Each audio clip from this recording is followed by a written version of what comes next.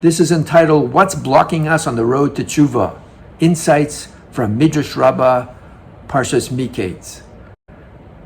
So it's fair to say it's been a very difficult year. And one of the things we look for as sort of a consolation is seeing growth. I don't just mean personal growth, I mean growth of the Jewish people.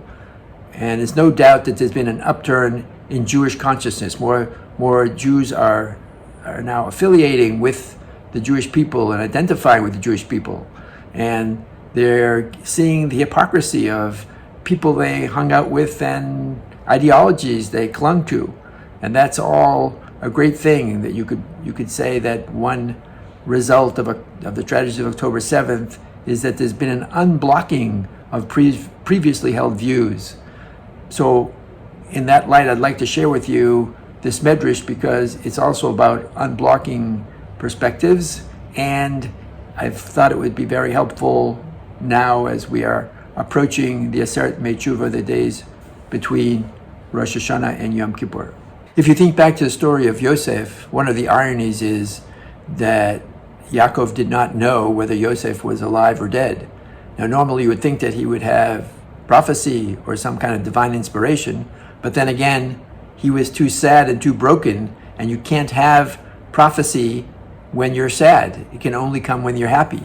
So that is the irony, in that he had to overcome his sadness of what he perceived to be the fact that Yosef was dead. He had to overcome the sadness in order to finally get to the point of prophecy and realize that he was actually alive.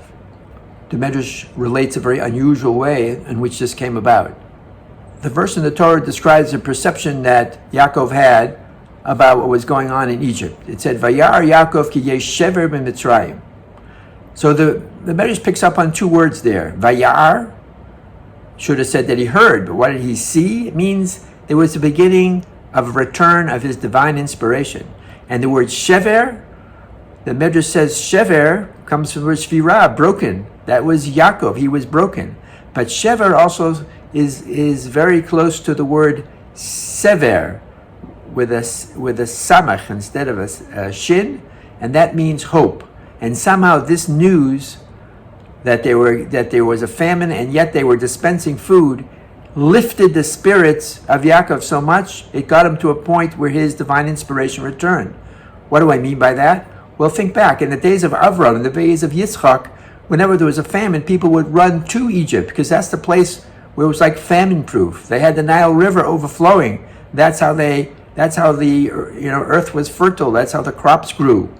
So to hear that there was a famine in Egypt was catastrophic. But to hear with that the news that they had figured out how to store enough grain so that they could even dispense it during the years of a famine and dispense it to anybody in the world, anybody who came there, was an amazing thing that lifted Yaakov's spirits, got him to the place where his divine inspiration returned, and now he can perceive something else amazing, namely that his son Yosef was alive and in Egypt. The Midrash continues, however, that even though Yaakov perceived this, the brothers of Yosef did not.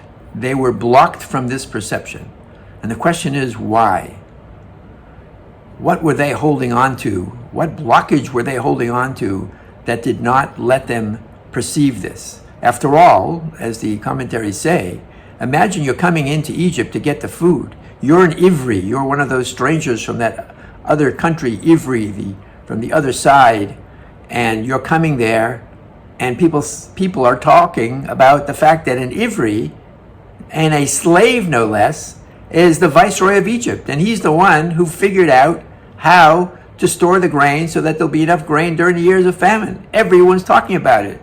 That in this closed society of the Egyptians, where they held on to the power, they let this Ivri control everything and become the viceroy of Egypt. So how could the brothers go through the task of getting provisions and not pick up on this rumor that was flying all over town? So the answer is they were blocked. How were they blocked? Because you have to go back and understand why they sold Yosef and why they wanted to kill Yosef. They perceived that Yosef was trying to crowd them out of Jewish destiny. In other words, Avram had two children, but the line did not go through Yishmael, it went through Yitzchak.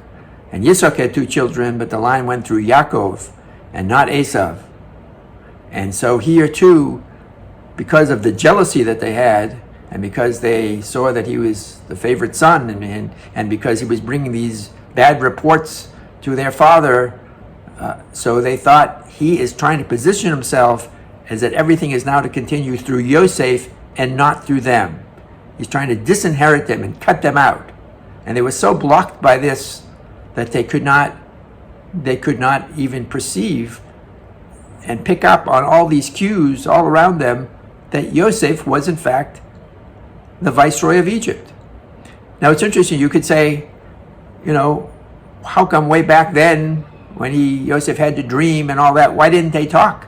Why didn't they figure this out? Why didn't they share their concerns with Yosef? And Yosef could have explained it and you wouldn't have had this problem. Well, the Torah deals with that.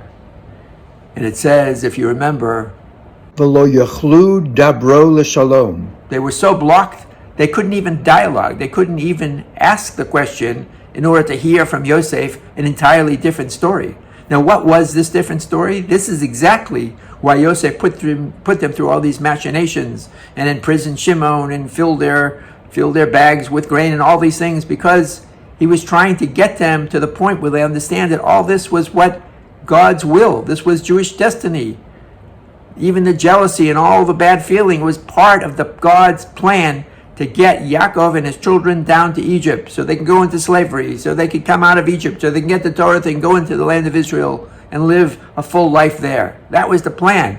And so this was all part of it. So there was no hard feelings, and that's what, and that's why he was trying to test them and see what their relationship with Binyamin was, since it was his brother. It's all to get them to understand that this was part of God's big plan.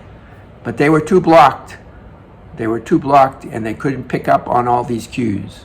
So let's face it, we've all accumulated psychological baggage in life. We all have blockages.